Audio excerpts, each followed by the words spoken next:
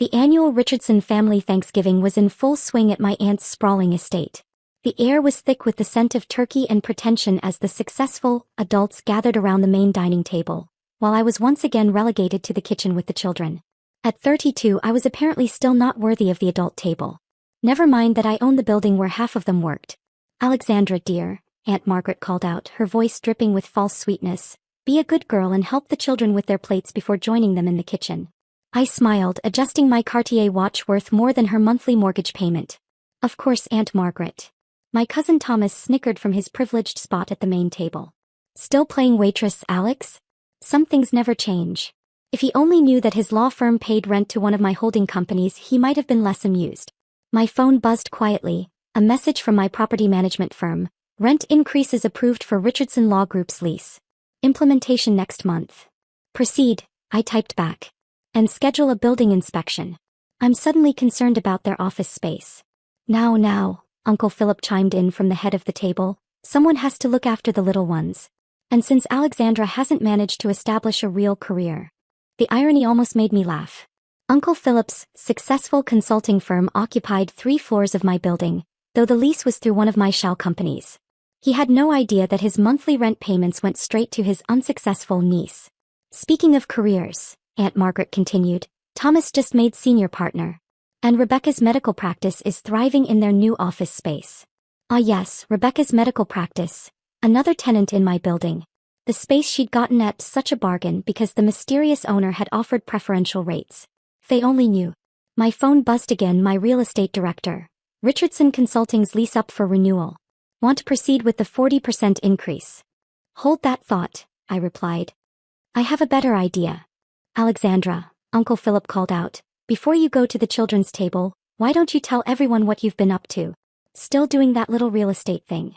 The table fell silent, all eyes turning to me with that familiar mix of pity and condescension.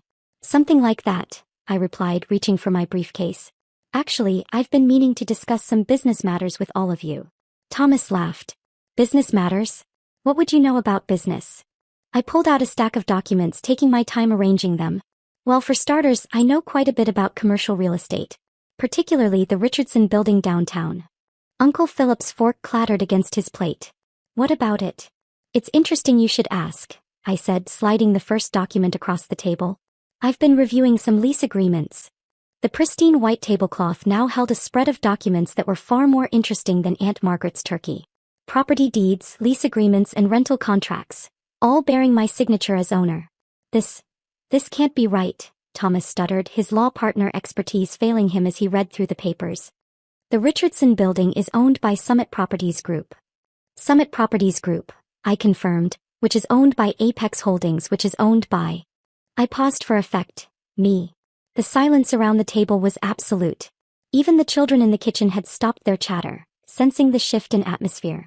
"Impossible," Uncle Philip declared, but his hand shook as he reached for the documents. "Summit Properties is a multi-billion-dollar corporation." "Yes," I agreed pleasantly, "it is. And as CEO and majority shareholder, I've been quite interested in reviewing our tenant relationships, particularly with firms that have family connections." My phone buzzed, another message from my real estate team. "Maintenance inspection reports ready for Richardson building. Several code violations noted in law firm and consulting spaces." "Perfect timing," I typed back. "Schedule immediate inspections. Priority on floors 15 to 20. Exactly where Uncle Philip's and Thomas's offices were located. Rebecca, always the practical one, was rapidly calculating numbers on her phone.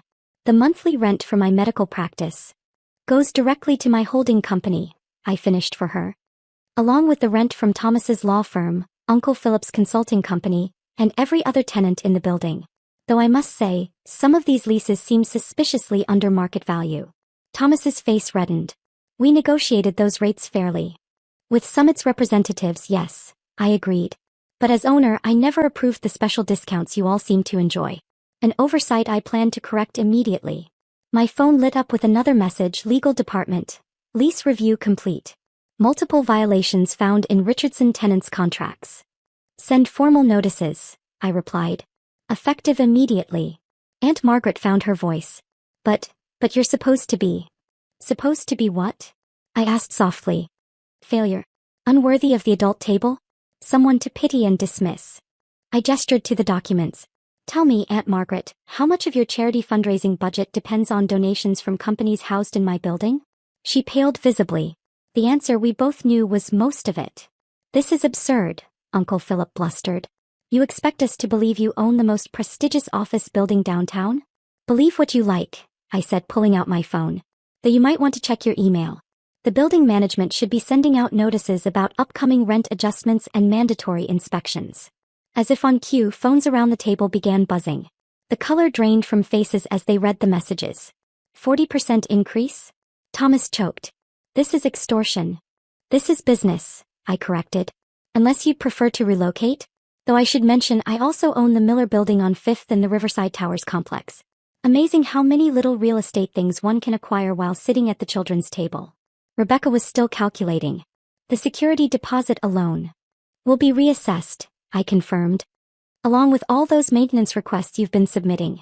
Funny how urgent repairs become when you realize who owns the building. My phone chimed again. Building management. Security access codes being updated as requested. New protocols effective tomorrow. Excellent, I typed back. Ensure all Richardson tenants require special clearance for after-hours access.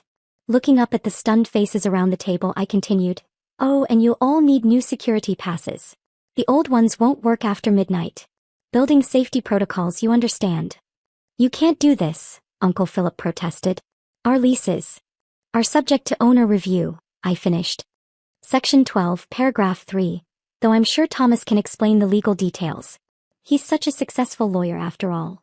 Thomas was frantically flipping through the lease agreement, his face growing paler by the second. Finding the clause? I asked sweetly.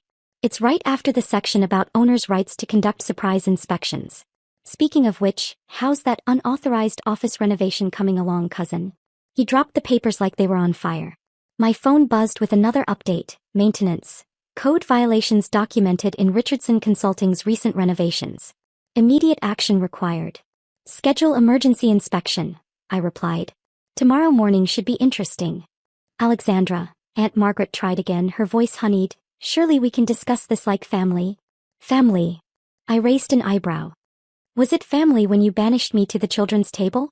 When you mocked my career choices? When you treated me like a failure while living in buildings I owned? Standing up, I gathered my documents. You know what the funny thing is? If any of you had bothered to treat me like an adult, you might have gotten those special lease rates you thought you'd negotiated.